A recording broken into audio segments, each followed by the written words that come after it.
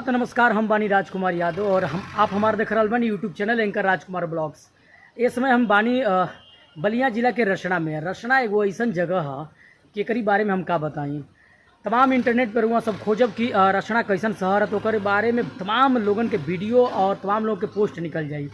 और छठ के माहौल चल रहा बा। हम बताई आप सबके कि छठ के बड़ा धूमधाम से तैयारी चलत बाटे रसना में।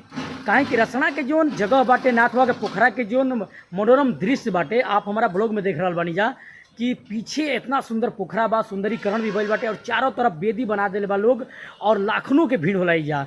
मतलब तमाम लोग यहाँ शहर के लोग आके यहीं छठ करेला। हम दिखाई आप सबके ये पीछे जोन लोग बाटे, चारों तरफ जोन सीढ़ी बनल बाटे और घाट बनल बाटे, ये पे आके लोग छठ व्रत करेला। और यहाँ बहुत बढ़िया छठ होला, ताकि यहाँ शहर में बाटे नाथवा के पोखरा बहुत प्रसिद्ध ये मठ है। और यहाँ के बाबा जन बाणी नाथ बाबा के बहुत चंसार हैं। तो हम अब दिखावल चाहब आप सबके चारों तरफ बेदी बन गई बाटे, होनियो बेदी बन गई बाटे और होनी बनल बा। और सबसे अच्छा लागत है जिन बीच में फुहारा बना भैया, वो तो बहुत बढ़िया लागत है। इतना जानदार लागत है ना कि जब वो लाइट जली और लाइट के अजोरा में जब वो फुहारा पे पानी जब ऊपर जाई ना भैया, गजब लागी, कमाल के लागी एकदम बिल्कुल। और हई देखा तनी कितना सुंदर मंदिर बाटे। मतलब यह लागत है जैसे काशी में हमने के बानी जा, बनारस में बानी जा, इतना सुंदर लागत बाटे। देखा तनी चारों तरफ वर्कर लोग काम कर रहा बाटे और वो साइड में लोग लाइट लगावत बाटे और चारों तरफ बांस बल्ली गाड़ के लोग लाइट लगा रहा बाटे। कहीं बेदी रंगात या तो कहीं लोग बनावत बेदी। तो यहाँ के जो दृश्य बाटे एकदम भक्तिमय दृश्य बा भैया। हम चारों तरफ लेके चलब आप सबके और दिखाई कि रसना में नाथ बाबा के पोखरा के तरफ कैसन दृश्य बाटे। तो आइन चली जा आप सबके हम दिखावल चाहब यहाँ के जो दृश्य बाटे। हाउ जन साइड लोग बाटे रामलीला जब होला ना, तो वो लंका हुए ओजा रावण बैठे, रावण के पूरा सेना बैठे ओजा। और ही है पंपापुरी, ई है अशोक वाटिका के बाद पंचवटी वहाँ बाटे। ओकरी बाद ई इतना सुंदर स्पेस जगह भैया ना कि पूरा रसना के हब हुए। अगर रसना में केहू आवेला और नाथ बाबा के पोखरा पे ना आई तो कोनो मतलबे नहीं खियाइला के।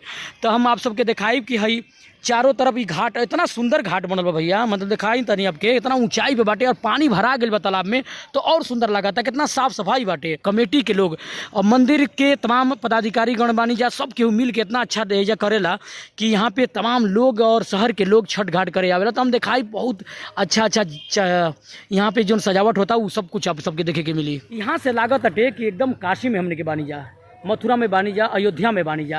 कितना अच्छा लागत है। वहाँ सब देखत नहीं जा कि चारों तरफ मंदिर बाटे और घाट इतना सुंदर बाटे जाके कि यहाँ तो लोग चाहेला कि हमारे छठ यहाँ होके। तो आपके गांव में भी पोखरा होई, लेकिन ये पोखरा जो बा ना भैया एकर कमाल बाटे। हम बताओ तनी आप सबके हाई देखी कितना सुंदर लागत बाटे। मतलब यहाँ से कितना बढ़िया लागत बाटे। और सबसे बड़ी बात कि कितना अच्छा सफाई भइल बाटे। हम सीढ़ी से नीचे उतर के जाए चाहतनी और नीचे से दिखाई कितना अच्छा लागत बाटे। हाई देखी कितना सुंदर लागत बाटे। यहाँ से ई पोखरा बाटे। देखी एगो वहाँ लेबर मजदूर बाणे वो काम करते हैं और हुनी माटी भरा बाटे और हेनी सजावल जाता लाइट। अब सोच ली कि आज इतना रौनक बाटे तो छठ के दिने कितना रौनक रही भैया, जब यहाँ अच्छा लोग अच्छा भक्तिमय लोग आई, खूब साउंड डीजे बाजी, खूब लाइट साइट जब लागी, रात के मनोरम दृश्य जब देखे के मिली भैया तो कमाल लगी जा। तो हम तब ये कहब ना भैया कि अगर नज़दीक से बानी तो एक बार ना छठ देखे खातिर समय निकाल के साँझी खूने एक बार चली आई, रसने चली आई, तनी से देख लें। तो गजबे लागत है भैया। इतना शानदार, इतना बेहतरीन, इतना खूबसूरत लागत है यहाँ से। अब भाई देखी यहाँ से दिखाई तो और ही बेहतरीन लागत बाटे। कितना खूबसूरत लागत है। पंचवटी बाटे जा और हाई सीढ़ी जन बाटे काफ़ी खूबसूरत बाटे। रसना में नाथ बाबा के पोखरा के कोनो जवाबे नहीं खे। और हई पानी तभी हाले भराइल लागत है कि एकदम चकाचक पानी एकदम साफ बाटे और फुहारा बाटे। और जो चलता ये तो पूरा पोखरा के रौनक के बढ़ा। नया बानी तो चैनल के सब्सक्राइब कर दी तंग सा और बेल आइकन घंटी के दबा दी कि हमारे जितना वीडियो रही रउआ सबके मिलत रही और रउआ सब खूब मनोरंजन करत रहब। और थोड़ा सा होनी चली जा, मतलब दक्षिण तरफ चली जा, उनियो तनी सा दिखावल चाहतनी हम आप सबके कि उन्हीं का घाट बाटे तो उनियो कुछ और रौनक बाटे। तो सीधे चली जा हमने के उन्हीं। जैसे हमारे पीछे लौकत जो ट्रैक्टर चलता जिससे माटी गिरत अटे, तो मैंने चारों तरफ जैसे ही घाट बन गई बना तो इनियो के घाट बन जी। अब इनियो के घाट बन जी तो और बेहतरीन लागी। देखा तनी ट्रैक्टर से माटी गिरत अटे और इनी तो जायला के रस्ते नहीं काहे कि इतना आई छड़ निकलल बना कि फानत में जैसे लागत हम लक्ष्मण रेखा फानत तनी। ढेर सावधानी से ना पानी भैया ना तो गोड़ ओड़ कुल छिला जी। यही में यही सीढ़ी जन बाटे चौड़ा चौड़ा बाड़ी से बैठे में बड़ा मजा आई। अच्छा कब को फील ही होता ना जैसे लगा था बनारस 80 घाट पे बानी जा भैया, लगा था कि नहीं? कमेंट में बताइए आप सब कितना बढ़िया लगा था। देखिए सब लोग बाटे शहर के लोग, हमने के देखा था नहीं गया था, ऐसा लगा था कि हमनों की गांव में हमनों की शहर में ऐसे पोखरा रही, ऐसे सुंदरीकरण कौन पोखरा कर रही थी, ऐसे मंदिर रही, कितना अच्छा लगी। छठ के सजावट चालू बाटे और चारों तरफ लाइट वाला साउंड वाला टेंट वाला अपन सिस्टम लगा रहा माना जा। कुछ कमेटी के लोग भी बाटे, कुछ लोग इधर उधर से देखे वाला भी लोग आयल बा, बाजार के लोग भी आयल बाटे, कुछ लोग बैठल बाटे। तब बहन भी बाड़ी जा तो वो लोग अपन का करिए जा, वो तो खड़ा होकर देखते बाड़ी जा, व्रत रहे के बाटे छठ के, यही घाटे पे आवे के बाटे, तो वो लोग देखा तरी जा कि कैसन हो तटे सजावल जा तटे जा। हम लेके चलब थोड़ा सा है नहीं काहे कि अच्छा उतरे में सावधानी से ना उतरी तो भैया फूबुन बुन तो फूटी जाई, एकदम कन्फर्म बाटे। सावधानी से ना उतरी भैया तब गोड़ हाथ छिला जाई फूट जाई, काहे कि इतना सीढ़ी बाड़ी से तो कैमरों में बोलहूँ के बाद देखूँ के बाटे, आप सबके कुछ बताऊँ के बाटे और उतरहूँ के बाद, तो उतरत में अगर ध्यान ना रही तो मुँह कुल फूट जाई। हई देखी अच्छा बेदी बन गई बड़ी से भैया, बेदी हई बना के कलर कर गई बाटे, कितना अच्छा लागत बाटे। अच्छा सब केहू जब बेदी बना के जब कलर कर दी तो कितना अच्छा लागत हुई। कुछ मिट्टी के बनल बड़ी से, कुछ सीमेंटेज बनल बड़ी से, और कुछ लोग बना के जब को सुंदर बना दिले बाटे, रंगोली टाइप के कलर कर दे तो वो और ही अच्छा लागत। आई देखा तनी पीछे, और ऐसे तो पूरा मंदिर बा मठवे पूरा कलर में बाटे, भगवान के जगह है, भगवान के स्थान बाटे, तो भैया ये जाके बतिए कुछ अलग बाटे। सीधे हम लेके चलब हेनी, और हेनी से तनी देखी जा कितना अच्छा लागत बाटे, बहुत सुंदर बाटे। एनी से ये ना भैया बाना देखा ताजा ताजा फुहारा सन आयल चाहता ना। अच्छा ऐसे ऐसे लोग धरती पे हैं भैया, अजूबा करने के लिए उनके दिमागों में और दिल में बातें आती रहती हैं। अब वो घाट के पीछे नहीं नहाए हैं, घाट के नीचे घाट के नज़दीक नहीं नहाए हैं, सीधे चले गए हैं वो फुहारा के पास नहाने के लिए। ऐसा लग रहा है भैया स्विमिंग पूल के मजा लिहल चाहता ना, वो सोचा था ना अपनी बाथरूम में बानी झरना से नहाता नहीं, ऐसे देखा उगल बना।